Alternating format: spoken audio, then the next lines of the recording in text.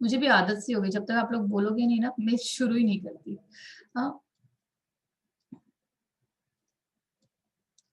CH2OH। ठीक, अब यहाँ पे this is what, this is a carbon number 1। ध्यान से देखो, अब आपके लिए ये सब चीजें बहुत इजी हो जानी चाहिए, बिकॉज हमने ऑलरेडी कार्बोहाइड्रेट पढ़ लिया। This is your carbon number 1, this is your carbon number 2, this is your carbon number 3, this is carbon number 4, और ये आउटवर्ड डायरेक्शन में कार्बन नंबर 5, कार्बन नंबर 5। ठीक है, अब ये स्ट्रक्चर अगर ऐसे होता है, दिस इज अल्फा 1।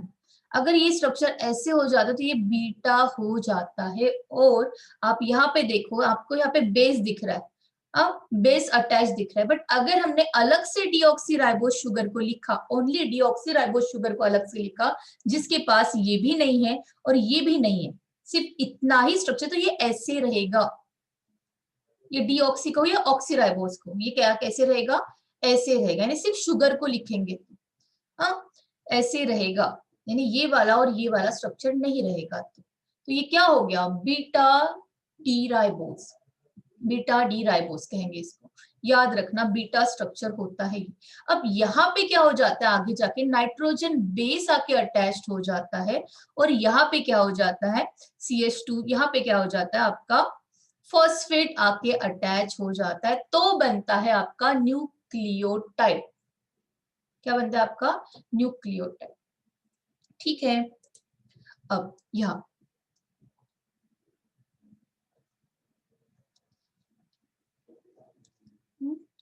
अगर ये ऐसा है, ये C2', मैं 2' लिखूंगी, मुझे इसको आगे बताना है इसलिए मैं यहाँ पे लिखूंगी 3'। ठीक है, यहाँ पे 4' होता है, और ये क्या होता है CH2OH, this is a 5', right, this is a 5', this is a 1', this is a simple beta D ribose में आरएनए का राइबोस बना है। ठीक है, बीटा डी राइबोस। ठीक है, अब आगे, अब मैं क्या करूंगी, इसमें ऐड करूंगी मैं नाइट्रोजन बेस। अगर मैं नाइट्रोजन बेस को ऐड करती हूँ तो वो मैं कार्बन नंबर फर्स्ट पे ऐड करूंगी, this one is your carbon number 1। यहाँ पे जो ऐड होगा, वहां पे आपका कोई भी nitrogen base, for example your adenine,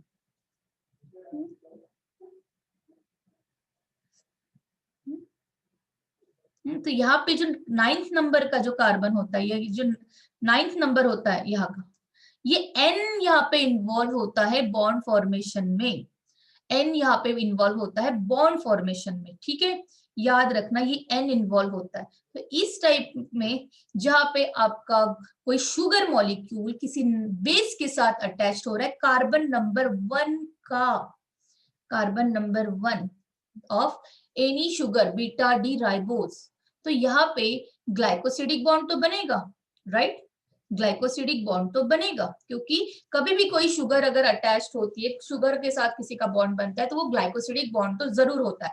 but यहाँ पे कौन सा एटम इन्वॉल्व है, एन एटम, तो यहाँ पे कौन सा बॉन्ड बनेगा, एन ग्लाइकोसिडिक बॉन्ड बनेगा। क्या बनेगा, एन ग्लाइकोसिडिक बॉन्ड। मैं अभी इन जनरल बता रही हूँ, एन ग्लाइकोसिडिक बॉन्ड। याद है कुछ आपको, कार्बोहाइड्रेट में भी तो ग्लाइकोसिडिक बॉन्ड बना था, यस और नो।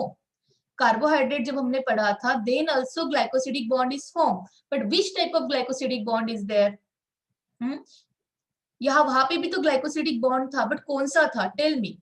एन ग्लाइकोसिडिक बॉन्ड था क्या, जब हम कार्बोहाइड्रेट की बात कर रहे थे, यहाँ पे हम डीएनए की बात कर रहे हैं। एन ग्लाइकोसिडिक बॉन्ड था कार्बोहाइड्रेट में, यस और नो। शुगर को, जब हमने शुगर की बात की थी, कुछ याद है आपको, आ? यहाँ पे कौन सा बॉन्ड था, एन ग्लाइकोसिडिक बॉन्ड था कि नहीं था। एक भी स्टूडेंट मुझे आंसर नहीं करते, बंद कर दूंगी क्लास को। कौन सा बॉन्ड था, एन ग्लाइकोसिडिक बॉन्ड था वहां पे, यहाँ पे glycosidic bond, N glycosidic bond था नहीं, यहाँ पे ओ ग्लाइकोसिडिक बॉन्ड था। आ? दिमाग के घर पे रख के आयो। अब कुछ पता है कि नहीं है, याद है कि नहीं है, फालतू में बकवास चल रही है यहाँ पे। वहां पे कार्बोहाइड्रेट जब हमने पढ़ा था वो ओ ग्लाइकोसिडिक बॉन्ड था, अब हम डीएनए का स्ट्रक्चर पढ़ रहे हैं, वहां पे भी एक शुगर मॉलिक्यूल आ रहा है बीटा डी राइबोस, तो यहाँ पे भी तो ग्लाइकोसिडिक बॉन्ड बनेगा, बट ये ग्लाइकोसिडिक बॉन्ड नाइट्रोजन बेस के साथ बनता है। कार्बन नंबर 1 में कार्बन नंबर 1 इन्वॉल्व होता है। यहाँ पे भी ग्लाइकोसिडिक बॉन्ड है, but here N glycosidic bond is there, N glycosidic bond is, this is a major difference, याद रखना, ठीक है। अगर सिर्फ इतना ही स्ट्रक्चर हो, सिर्फ इतना ही स्ट्रक्चर हो, तो इसको क्या कहेंगे हम, जिसमें कि हमारा nitrogen base plus ribose sugar है, राइबोस बनाए इसलिए, अदरवाइज डीऑक्सी राइबोस भी बना सकते हो, कोई प्रॉब्लम नहीं। तो क्या होगा ये, what exactly is the name of this entity, क्या कहेंगे हम इसको, क्या कहेंगे हम इसको, इसको हम कहेंगे न्यूक्लियोसाइड, क्या कहेंगे, न्यूक्लियोसाइड। क्लियर है, पहले आई शुगर बीटा डी राइबोस, उसके बाद आया हमारा nitrogen base, nitrogen base add किया हमने कहाँ पे, carbon number 1 of ribose sugar या डीऑक्सी राइबोस, कोई भी, यहां से एक ओ हटा दो तो डीऑक्सी हो जाएगा, कुछ भी आ सकता है, ठीक है। अब अगर नाइट्रोजन बेस अटैच कर रहे थे, यहाँ पे नाइट्रोजन का कार्बन 9th नंबर का नाइट्रोजन इन्वॉल्व होता है, कौन से, प्यूरीन का, क्या, प्यूरीन का, पिरिमिडीन की बात नहीं कर रही मैं, पिरिमिडीन का which number of carbon is involve, that we will see, number कौन सा होगा, 1 वहां पे होगा 1 2 3, ठीक है, फर्स्ट, ठीक है। तो ये प्यूरीन की बात की थी मैंने, तो यहाँ पे N glycosidic bond, which bond, N glycosidic bond, तो यहाँ पे nitrogen base along with ribose sugar we call it as a nucleoside, but अगर मैंने एक्स्ट्रा में यहाँ पे और फॉस्फोरिक एसिड या फॉस्फेट आयन को ऐड कर दिया तो क्या होगा, पहले तो हमारे पास ये है, फर्स्ट ऑफ ऑल हमारे पास है, फर्स्ट ऑफ ऑल हमारे पास है ये, अब मैं डीऑक्सी ले रही हूं, कोई प्रॉब्लम कुछ नहीं, मैं H यहाँ पे एक OH को हटा दिया, कार्बन नंबर सेकेंड के एक O को हटा दिया, सिर्फ H रखा, एक ऑक्सीजन चला गया तो डीऑक्सी हो गया वो, डीऑक्सी राइबोस, और यहाँ पे मैंने इस टाइप का स्ट्रक्चर बना दिया, जैसे कि मैंने कोई एक नाइट्रोजन बेस इसके पहले भी ऐड किया था, राइट, इस टाइप से, ठीक। ये था आपका कार्बन नंबर 1, ये था आपका न्यूक्लियोटाइड, न्यूक्लियोसाइड। अब मैं क्या कर रही हूँ, इसके साथ मैं एक फॉस्फेट आयन को, हाँ, या H3PO4 कह सकते हो, उसको ऐड कर रही हूँ, फॉस्फोरिक एसिड को ऐड कर रही हूँ,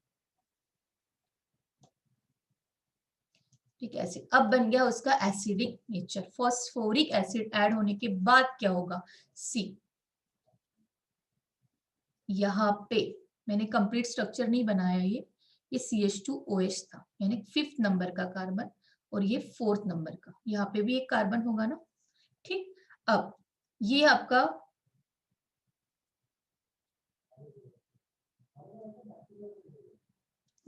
दिस वन,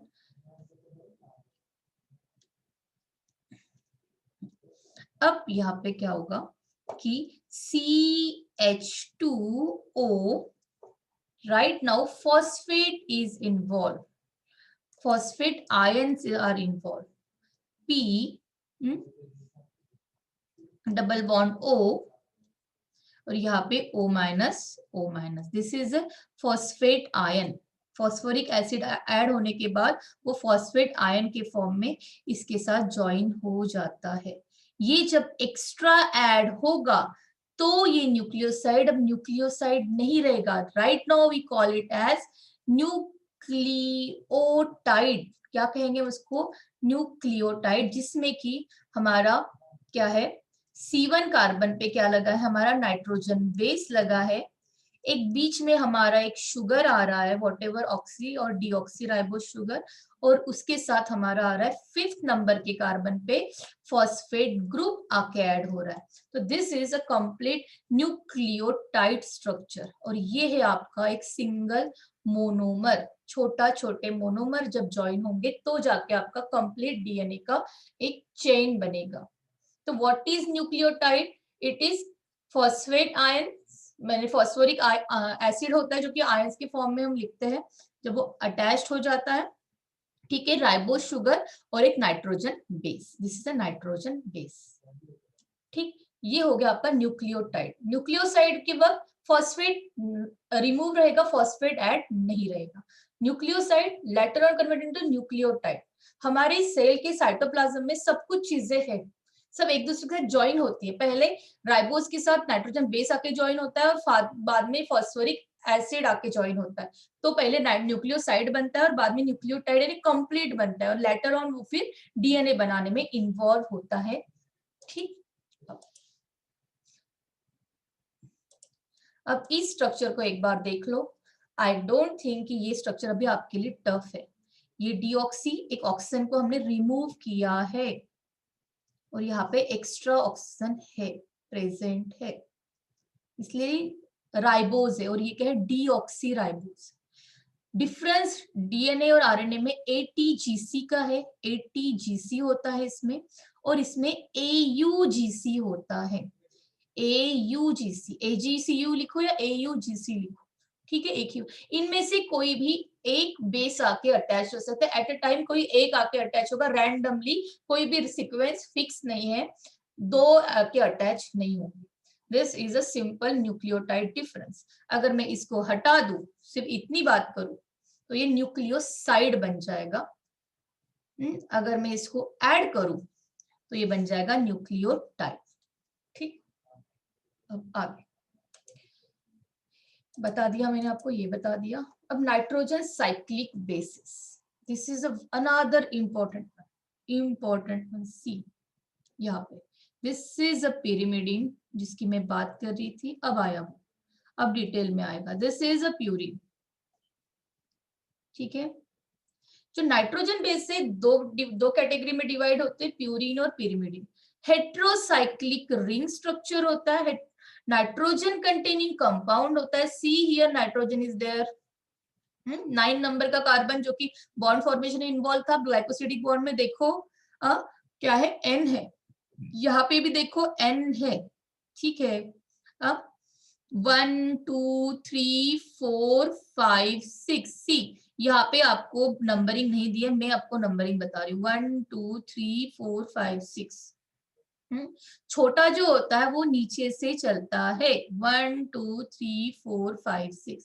बड़ा जो होता है वो ऊपर से नीचे आएगा, 1 2 3, ऐसे ही याद रखो। हाँ, छोटे लोग पैर छूते हैं, लाइक उस टाइप से याद रख सकते हो तो रखो। एन जो है, यहाँ से आपको नंबरिंग याद रखना जरूरी है, ठीक है, नहीं तो वो स्ट्रक्चर याद नहीं रहेंगे। 1 2 3 4 5 6, ठीक है। 1 और 5 में क्या है? नाइट्रोजन अटैच्ड है, सी हियर एंड हियर, ठीक। और यहाँ पे क्या है? 1 3 1 3 7 9, और नंबर की बातें चल रही है सब। 1 3 7 9, 1 5 एंड 1 3 7 9, याद रखना, इसमें 5 को जान देना, ठीक है। अब ये क्या है? This is overall structure of your purine, और अल्टरनेट क्या है आप में? इसमें डबल बॉन्ड है। ये 1 2 3 4 5 6 7 8 9, इसका स्ट्रक्चर देखो, इस टाइप से जाना है। और ये क्या जा रहा है आपका? हमें हमारी घड़ी कैसे घूमती है? ऐसे, क्लॉकवाइज, राइट? यस, ऐसे ही होता है। और ये कैसे जा रहा है आपका? एंटी क्लॉकवाइज, याद रहेगा ये एंटी जा रहा है और ये क्लॉकवाइज जा रहा है, इस टाइप से। देखो, इस टाइप से, और ये इस टाइप से। This is a purine and pyrimidine. Structure को लर्न अच्छे से याद करो, जब कोई एमसीक्यू आएगा तो इसका स्ट्रक्चर जरूर बीच में दिया रहेगा, और पूछेंगे कि इसमें से कौन सा स्ट्रक्चर मोस्ट एक्यूरेट है, तो आपको स्ट्रक्चर तो एटलीस्ट पता रहे पूरा, ठीक है। और मैंने लॉजिक भी बता दिया, छोटे को नीचे से ऊपर लेके आना है, और बड़े को यानी जो बड़ा स्ट्रक्चर है 9 मेंबर, उसको ऊपर से नीचे आना है, ठीक है। अब हेट्रोसाइक्लिक रिंग है, इसको नाइट्रोजन बेस क्यों कहते हैं? नाइट्रोजन कंटेनिंग होता है। 4 डिफरेंट नाइट्रोजन बेसेस है, adenine, guanine, thymine, cytosine. But thymine का रिप्लेसमेंट होता है आरएनए में, जिसको हम कहते हैं यूरैसिल। आरएनए में थाइमिन नहीं होता, उसमें यूरैसिल होता है। आरएनए में यूरैसिल होता है थाइमिन के प्लेस पे। थाइमिन, उसमें भी एक मिथिल ग्रुप का कंसेप्ट है, दैट वी विल सी, ठीक है। क्यों ऐसा है? RNA also contain adenine, guanine, cytosine, same. ये भी आरएनए में रहेगा, ये भी आरएनए में रहेगा, कोई प्रॉब्लम नहीं। आरएनए में एडेनिन होता है, आरएनए में ग्वानिन होता है, और बट आरएनए में थायमिन नहीं होता, यूरैसिल होता है। साइटोसिन भी कॉमन ही होता है, सिर्फ डिफरेंस आता है यहाँ पे, यहाँ पे 10 बार हो चुका, ठीक है। इंस्टेड ऑफ थायमिन, देखो लिखा भी, adenine and guanine are the double ring bases that is called purine C. These are बड़े लोग, ये है बड़े लोग, बड़ी बातें, प्यूरिन। हाँ क्या है, purine. And cytosine, thymine and uracil, these are single ring structure, एक सिंगल रिंग है but nitrogen contain, this is called pyrimidine। ठीक, छोटे लोग और ये बड़े लोग। अब आगे नाइट्रोजन बेस, देखो आ गया ये प्यूरिन का स्ट्रक्चर, आ गया ये प्यूरिन का स्ट्रक्चर। देखो क्या बताया था मैंने, 1379, 1379, ठीक। यहाँ पे क्या बताया था मैंने, 1 और 5, 1 और सॉरी 5 क्यों बताया था मैंने, 1 और 3 होगा ना, 5 क्यों बताया मैंने, ये अरे 1379 नहीं नहीं, यहाँ पे तो ये होना नहीं चाहिए। एक मिनट में इसके स्ट्रक्चर से इसको रेक्टिफाई करने की कोशिश करती हूँ। एक मिनट, पहले प्यूरिन देख लेते हैं। प्यूरिन में मैंने क्या कहा था आपको, 1379, 1379। देखो क्या क्या नाम बताया था मैंने एडेनिन का, 6 अमीनो प्यूरिन। क्या नाम बताया था, 6 अमीनो प्यूरिन।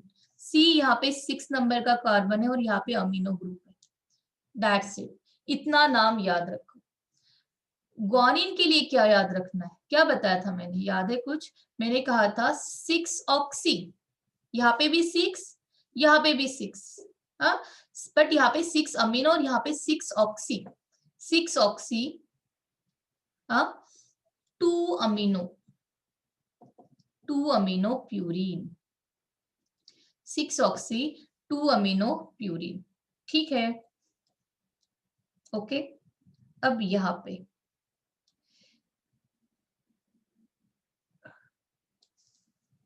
एक minute, let me check, I have wait for a while, 2 oxy 4 amino 2,4-dioxy, एक minute, 2 oxy 4 amino and 2,4-dioxy,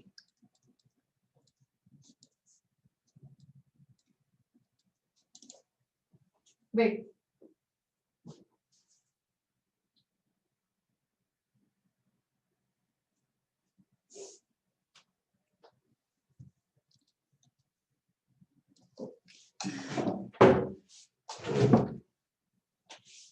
चलो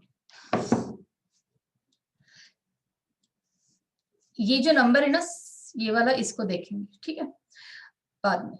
देखो फर्स्ट 2 ऑक्स, साइटोसिन का स्ट्रक्चर क्या है, साइटोसिन का स्ट्रक्चर 2 ऑक्सी 4 अमीनो,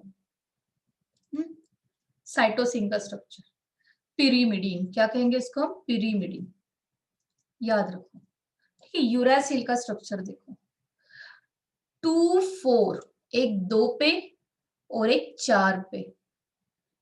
थायमिन का देखो जरा, 2 4, एक 2 पे और एक 4 पे, क्या, deoxy, 2 4 deoxy, 2 4 deoxy, 2 4 deoxy, 2 4 deoxy pyrimidine कहेंगे यूरासिल को। फिर थायमिन में ऐसा क्या अलग है, देखो जरा, 5th नंबर के कार्बन पे एक मिथिल ग्रुप है, 5th नंबर के कार्बन पे क्या है, एक मिथिल ग्रुप है, जो कि थोड़ी ज्यादा स्टेबिलिटी देता है, किसको, डीएनए को।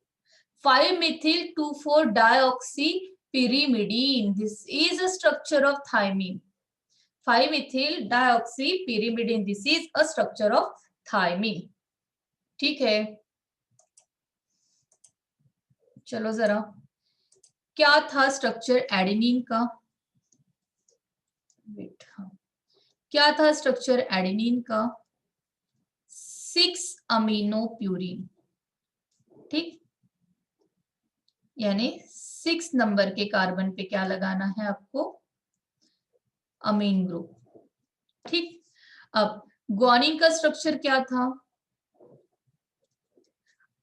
6 ऑक्सी, यानी 6 नंबर के कार्बन पे यहाँ पे डबल बॉन्ड O, यहाँ पे double bond O and 2 amino purine, 2 amino, this is बड़े लोग ऊपर से नीचे आएंगे, है ना, 4 5 और ये 6, 2 amino purine, this is purine structure, ठीक है। एक बार मुझे मेरे जो निमोनिक्स है उसमें मुझे देखना पड़ेगा वो 3rd कार्बन है कि 5th कार्बन है, ठीक है, ओके, देखती हूँ। अब साइटोसिन, साइटोसिन का स्ट्रक्चर क्या पढ़ा था हमने?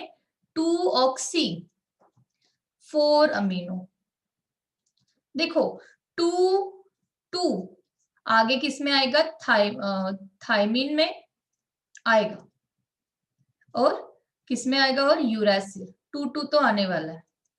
2 oxy 4 amino pyrimidine, this is amino, sorry, amino pyrimidine, this is a structure of what? Cytosine. Cytosine का देखो छोटे लोग नीचे से ऊपर आएंगे, 1 2 3 4, 4th नंबर पे अमीन ग्रुप लगा देना है और ये नंबर पे ऑक्सी ग्रुप लगा देना 2 पे, ठीक है। थायमिन का स्ट्रक्चर देखो, थायमिन का क्या स्ट्रक्चर है? थायमिन का स्ट्रक्चर बाद में देखें, पहले यूरासिल देखते हैं।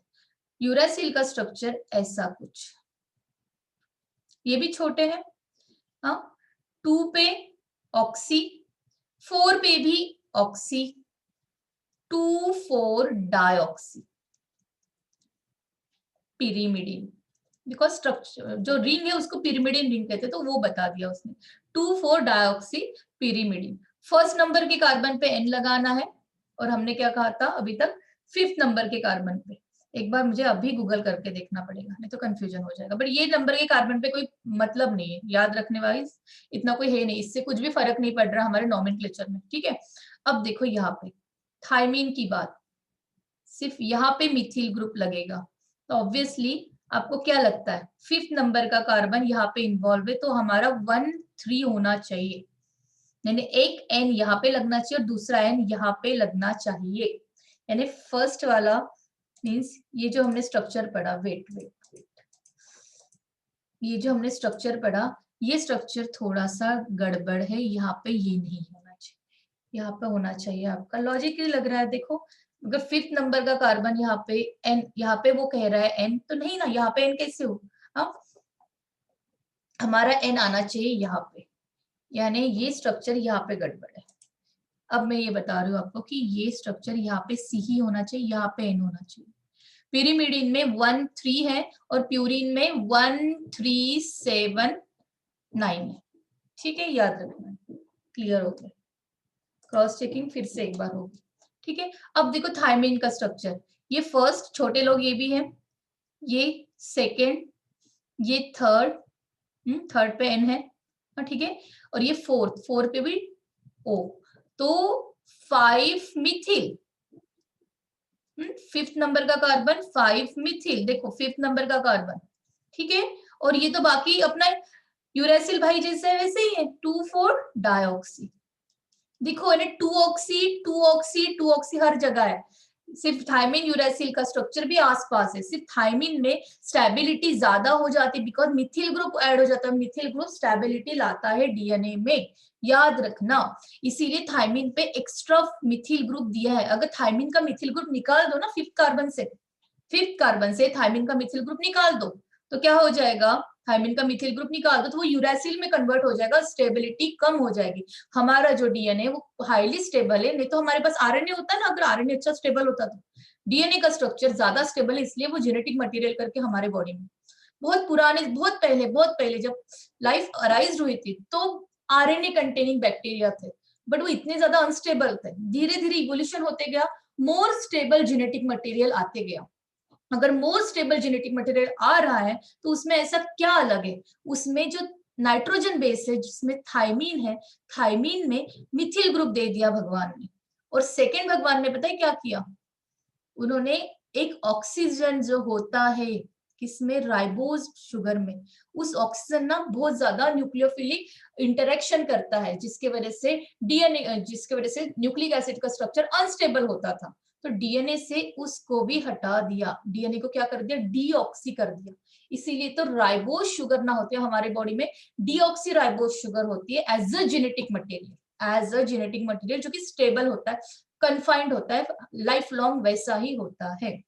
ये हो गया आपका adenine, guanine, cytosine, thymine, uracil का स्ट्रक्चर। ऐसे याद रखना है, ऐसे ही याद रखना है, बाकी कुछ नहीं। और इतना याद रखना है कि 1,3 पे जो नाइट्रोजन बेस है वो है आपके पिरिमिडीन, और 1,3,7,9 ये कौन से आपके, प्यूरीन हो गया।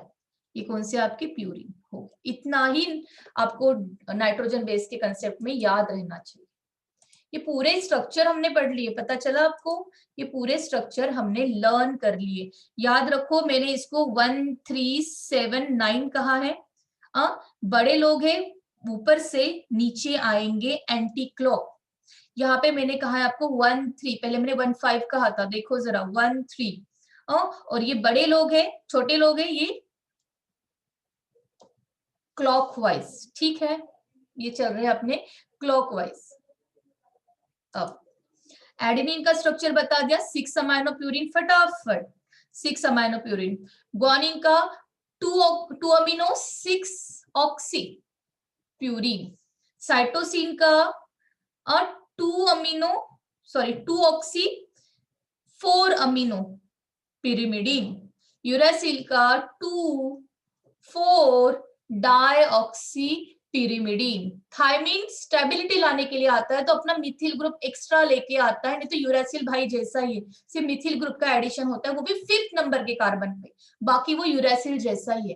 तो पहले मिथिल का नाम लिखेंगे, 5 methyl 2 4 dioxy pyrimidine. This is the structure of thymine.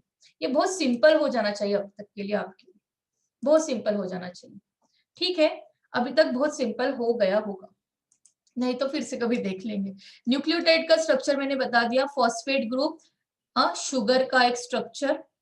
DNA का स्ट्रक्चर दिखा है इसे डीऑक्सी, अदरवाइज राइबोज भी, deoxy ribose otherwise ribose sugar भी लग सकता है। और ये नाइट्रोजन बेस जिसमें कि एटीजीसी आएगा बिकॉज में डीएनए की बात कर रही हूं। सिर्फ स्ट्रक्चर जो कि हमने देख लिया। ये भी मैंने बता दिया है क्या डिफरेंस है। यहाँ पे ओ एक ओ क्या है, लेस है, कम है, इसलिए डीऑक्सी, डी मीन्स निकल गया। अब बेस प्लस शुगर उसको हम न्यूक्लियोसाइड कहते हैं, और base plus sugar plus phosphate उसको हम न्यूक्लियोटाइड कहते हैं। देखो एस को रेड ग्रीन कलर से बताया है, टी को ग्रीन कलर से बताया है, याद रखने के लिए, ठीक है। अगर एडेनिन है, adenine is the name of nitrogen base, plus ribose है तो ये क्या बनाता है, न्यूक्लियोसाइड का नाम एडिनोसिन होगा, याद रखना एडिनोसिन।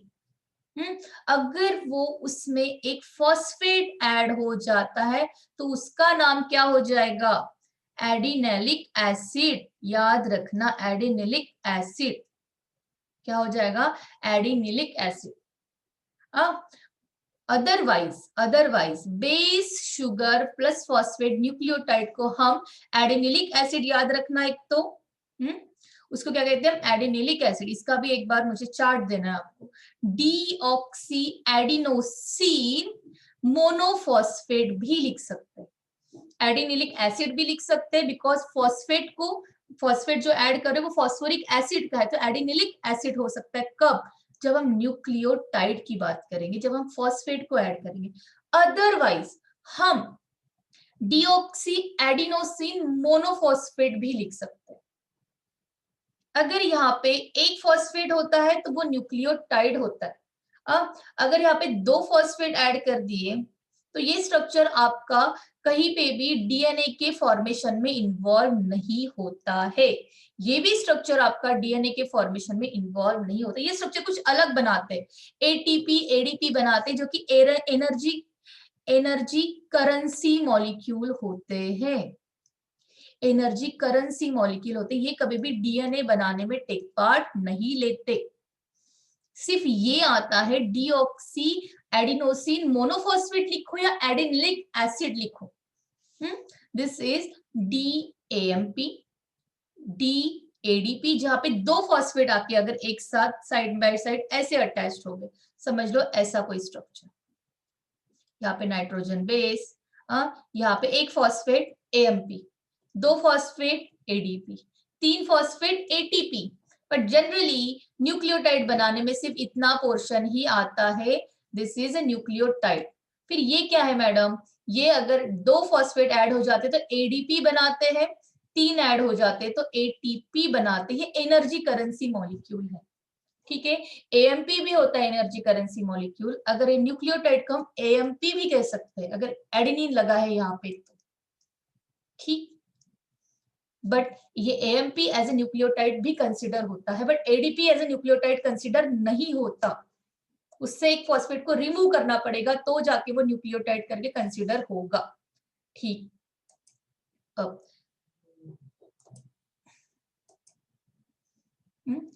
यहाँ पे भी वही बताया है कि एक फॉस्फेट है, अगर कोई भी फॉस्फेट नहीं है तो डीऑक्सी एडिनोसिन, ठीक है।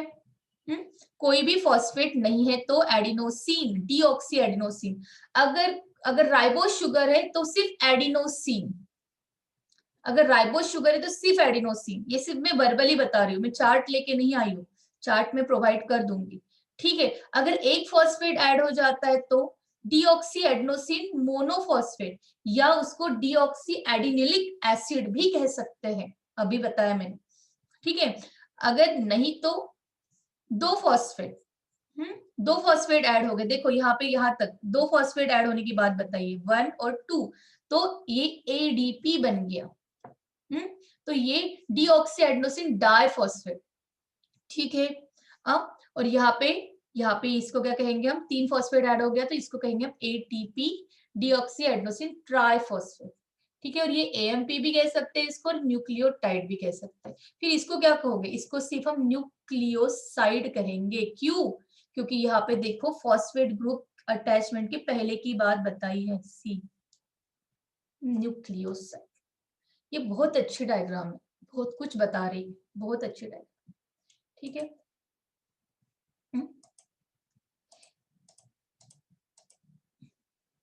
बताना जरा इसका आंसर, है क्या टाइम, कर लोगे 3 मिनट में, बताओ।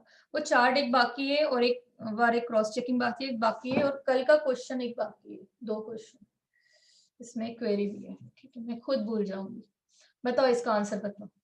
DNA has a deoxy ribose, ये आ गया है एग्जाम में, नीट 2008 का क्वेश्चन है। As a constituent of sugar, constant sugar, the position where the sugar lacks oxygen is, tell me what should be the answer। ऐसी कौन सी पोजीशन है जिसकी वजह से उसका डीऑक्सी नाम पड़ा है, कार्बन की कौन सी पोजीशन से ऑक्सीजन मॉलिक्यूल रिमूव होता है, टेल मी एनीवन, फटाफट फटाफट बताए जरा। अभी मैंने आपको अच्छे से बताया, this is a carbon number 1, बताओ, मैं बता नहीं रही हूँ, बताओ जल्दी।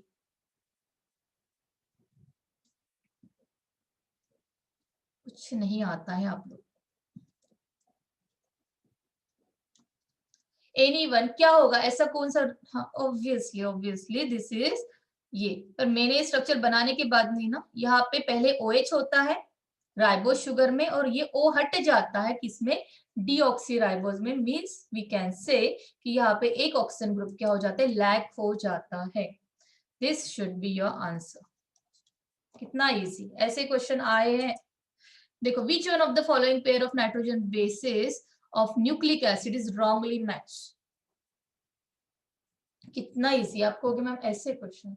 अभी थोड़ी लेवल और ज्यादा हाई आ रही है, ठीक है, जैसे जैसे आपका स्कोर बढ़ रहा है ना, बच्चों का लेवल बहुत बढ़ रहा है, तो वैसे आपका भी एग्जाम का, हाँ। और एक प्रोटीन में हमने रामाचंद्रन प्लॉट छोड़ा है, हाँ, याद रखना है, मुझे याद रहना चाहिए। रामाचंद्रन प्लॉट छोड़ा है हमने प्रोटीन में और टेस्ट वाला कंसेप्ट छोड़ा है, ठीक है। Tell me what should be the answer? Adenine, guanine, thymine. Yes, very good very good, क्या बच्चे। चलिए, बिकॉज एडेनिन ये थायमिन पिरिमिडीन है और एडेनिन प्यूरिन है। रॉन्गली मैच, दोनों प्यूरिन नहीं बताया, ठीक। चलो नेक्स्ट,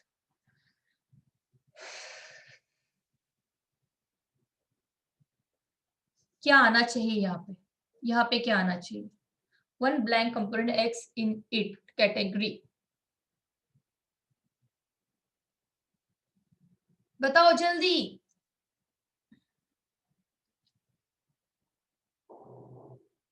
इसमें से चारों में से क्या अच्छे से यहाँ पे फिक्स हो सकता है इस प्लेस पे? लॉजिक तो वैसे तो बनना चाहिए कि क्या होना चाहिए, answer will be what? Girish ने आंसर दिया है, क्या है गिरीश, बताओ क्या आंसर हो सकता है? लेस देन 1 मिनट, बहुत अच्छा क्वेश्चन और ये आ रहा है बाद में, फटाफट बता। यार तुम लोग तो लेस देन करके रहोगे, खत्म हो रहा है। अरे यार बताओ जल्दी। Fourth, yes very good, because ये OH है, मीन्स यहाँ पे फॉस्फेट नहीं लगा है, मीन्स ये न्यूक्लियोसाइड है। यस, अगर न्यूक्लियोसाइड है तो यहाँ पे क्या आएगा? कोई भी नाइट्रोजन बेस आएगा, कौन सा कुछ दिया है कि यहाँ पे? ये दिया है। और सेकेंडली यहाँ पे OH है, मीन्स ये राइबोज शुगर है, मीन्स ये RNA है। सिंपल सी बात, RNA में तो यूरासिल लगता है। This will be your answer, very good very good. जो भी बच्चे जिन्होंने बताया बहुत अच्छी बात। न्यूक्लियोसाइड किसको कहेंगे? ये नहीं होगा, रहने